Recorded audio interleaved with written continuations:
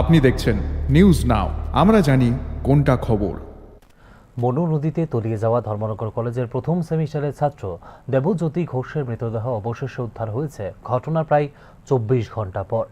বুধবার দুপুরে কৈলাস শহরের ছন্তৈল এলাকার কামরাঙ্গাবাড়ি সংলগ্ন মনু নদী থেকে বিশেষ ডুবুরিদের মাধ্যমে উদ্ধার করা হয় মৃতদেহ। ময়নাতদন্তের জন্য ঊনকোটি জেলা হাসপাতালে পাঠানো হয়েছে মৃতদেহ।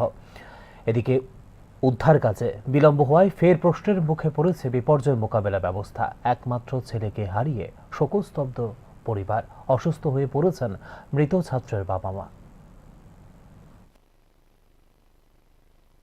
কামরাঙ্গাবাড়ি ওয়ার্ড নম্বর 5 এরিয়া একটা নদীতে কালকে একটা ছেলে নাম দেবজ্যোতি ঘোষ, উনি ধর্মনগরের ছেলে, ওনার আত্মীয় বাড়িতে বেড়াতে এসেছিল।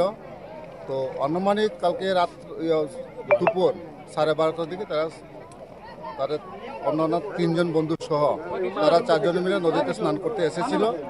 তো স্নান করতে গিয়ে তারা সেই ব্যক্তি দেবজ্যোতি ঘোষ উনি জলের নিচে তলিয়ে পড়ে গেছে।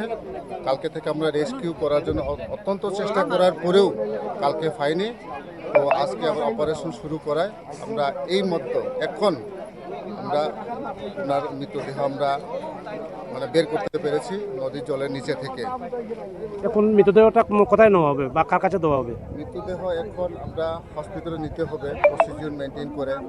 তো পোস্টমর্টমের পরে কনসার্ন যে মালিকের কাছে, মা বাবার কাছে আমরা মৃতদেহটা তুলে দেওয়া হবে। মৃতদেহ